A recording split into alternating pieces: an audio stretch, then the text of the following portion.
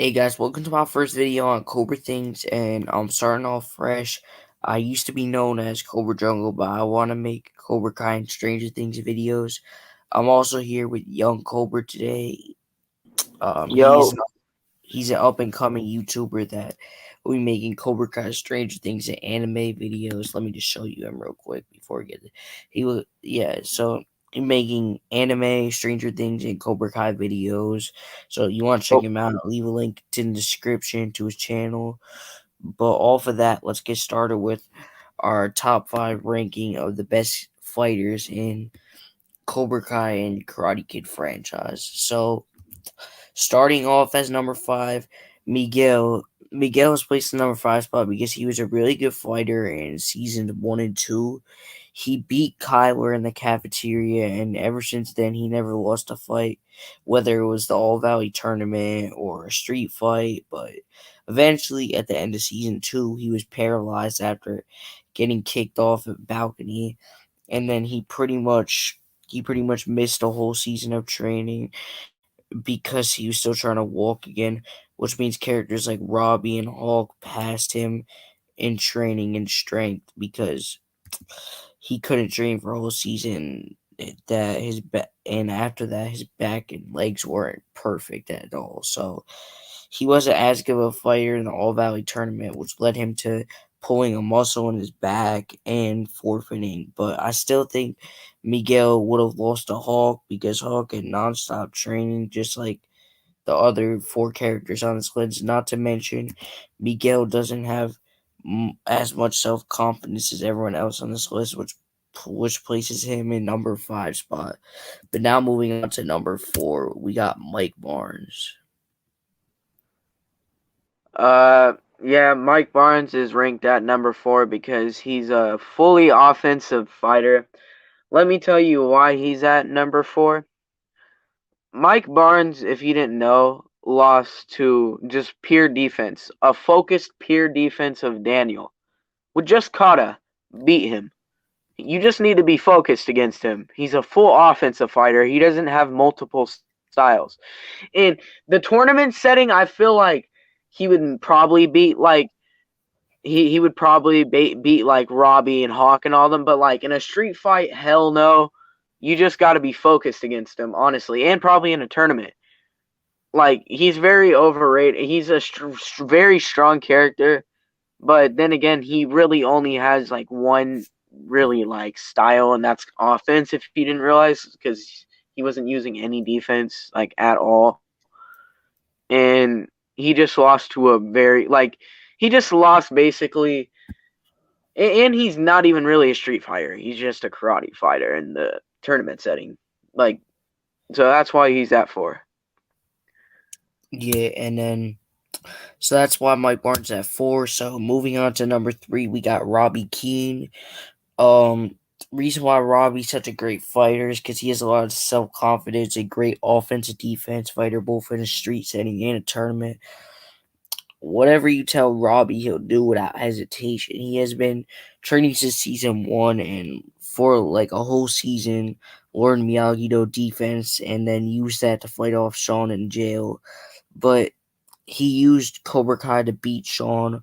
Also, he used Miyagi-Do to beat Sean also, which led him to joining Cobra Kai because Kreese told him to fight like it was real life. And then at the end of season 3, he ended up joining Cobra Kai and trained nonstop to the tournament.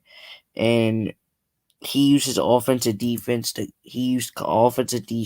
conquer through everyone and almost winning the tournament. And knowing that Robbie has a lot of self confidence makes him a strong and smart fighter physically and mentally.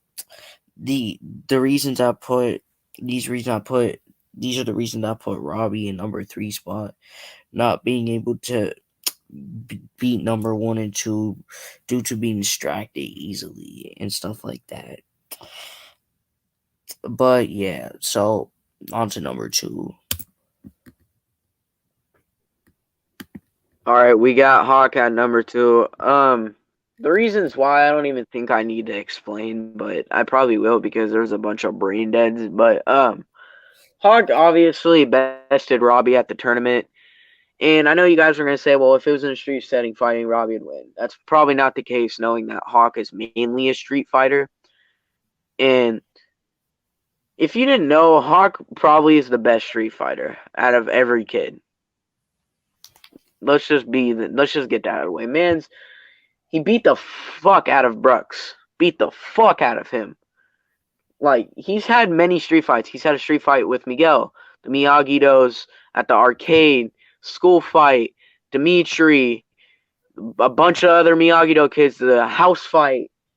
You know, how many fights has Hawk not, the tattoo shop? Like, Hawk has been in so many street fights, and he has literally been trained by Johnny, Kreese, and Daniel. He mixes all that together. Like, and if he's focused, he's the best fighter. There's like out of Cobra Kai easily. Like, so I mean, that's just and then in season 5 he's gonna be an absolute monster. But that's the reason why I'm up in the debate at why he's at 2, by the way, too, because he is obviously just, he has so much styles mixed into one, and he's just a very good defense and offensive fighter. And he's smart when he fights. So that's why I think, like, he's a smart fighter. Like, if he's focused. So I think that's why he's at 2, because he's been training with everybody. But yeah, all right. All right, and moving on to the number one fighter, we got Blobface. Never mind, forget that. Number one chosen is the number one because, in my opinion, I think he had the best sensei out of everybody on this list. And he went from fighting in the military to learning karate and becoming the best street fighter, in my opinion, as a kid in the whole franchise. And chosen, the reason why he's so good is because he doesn't stop training. Like, he just keeps going and never takes breaks, tries his hardest through all his fights, and then he uses his fighting skills from the military and just from karate, which makes him a really fast fighter. And he's really fast, and I think he has a really good IQ, battle IQ, in my opinion. And I think the only reason he lost to Daniel was due to plot armor. But besides that, I think Young Chosen is the best fighter, the best kid fighter in the franchise. Um, what's it? The reason why I think he's above Hawk is because I think he's a little bit more stronger than Hawk and maybe a little more aggressive. You might not agree with me He's on more that, but experienced. I think yeah. But yeah, that was the ranking. That was our ranking. Let me know what you guys think in the comment section about our opinions. We love to hear you guys. We love to hear you guys' opinions. Um, but yeah, I'll see you guys in the next video. See ya. To be in a world